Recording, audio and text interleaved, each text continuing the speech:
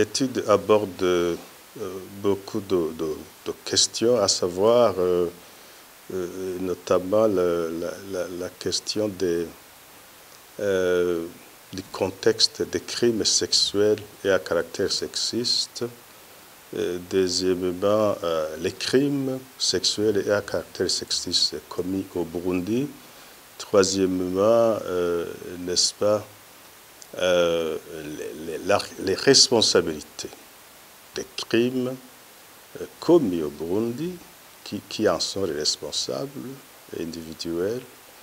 Et troisièmement et quatrièmement, c'est la recevabilité, la compétence des juridictions internationales qui peuvent recevoir les requêtes en la matière. Mais ce qui est important de retenir, c'est 3 points.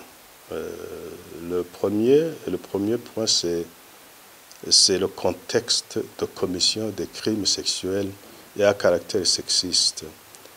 La loi, le droit international exige que le contexte de commission de ces crimes soit un contexte de crimes internationaux, notamment les crimes contre l'humanité, le crime de génocide et les crimes de guerre. Alors, parce que, en réalité, les crimes sexuels et à caractère sexiste, ce sont des crimes adjacents à ces 3 catégories de crimes internationaux. Alors, au Burundi, et c'est ça la grande...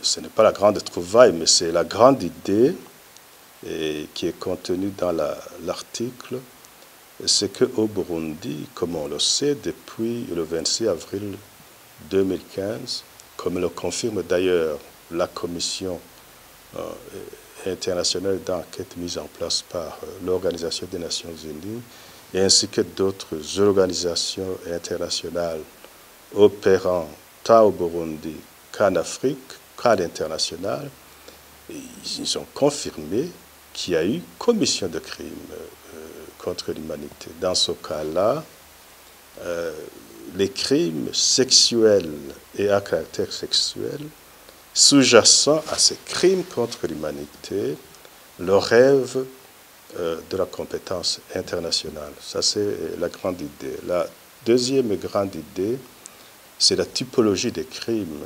Les enquêtes ont démontré que 4 sortes de crimes sexuels et à caractère sexiste ont été commis au Burundi, à savoir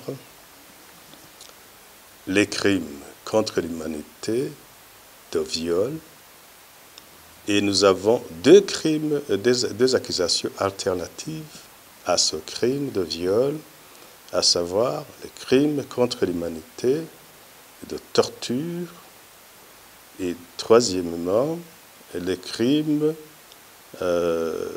contre l'humanité de persécution. Nous avons le quatrième type de crime, c'est la grossesse forcée. Ce sont les 4 grands crimes qui ont été commis au Burundi dans le contexte des crimes contre l'humanité. La troisième grande idée, c'est devant quelle juridiction, n'est-ce pas, porter des plaintes. Éventuellement, si la répression a lieu, on doit saisir quelle juridiction. Bon, au niveau international, c'est vraiment la Cour pénale internationale qui est compétente pour réprimer ces crimes, n'est-ce pas? Et là, le retrait du Burundi au statut de la Cour n'affecte en rien sa compétence parce qu'elle le dit elle-même dans sa décision d'autorisation des enquêtes, c'est que les crimes qui ont été commis pendant que le Burundi était toujours membre, ça, la compétence est évidente, mais aussi les crimes qui ont continué à être commis et qui étaient en rapport avec ce qui était déjà commis. Là, la compétence est également là.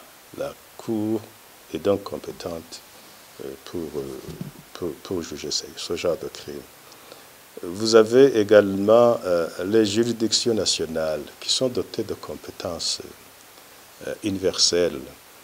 Il y a certains pays qui ont doté de leur juridiction de compétences pour poursuivre les auteurs des crimes internationaux, alors que ces crimes n'ont pas été commis contre des ressortissants de ces pays ou à l'intérieur de ces territoires. Là, on peut saisir et réussir la requête, n'est-ce pas? Voilà donc l'autre grande idée que nous avons pu mettre en exergue au sein de l'analyse. Cette analyse, en fait, n'est pas en réalité une accusation particulière contre telle ou telle personne soupçonnée d'être auteur de crimes, mais c'est un exercice qui est destiné à démontrer comment on pourrait tenter, n'est-ce pas, de faire, d'organiser une répression internationale de ces crimes sexuels et à caractère sexiste, le Burundi ne pouvant pas réprimer ces crimes parce qu'il ne le fait pas pour d'autres crimes et connaissant que le contexte hautement criminogène qui y règne ne s'y prête pas.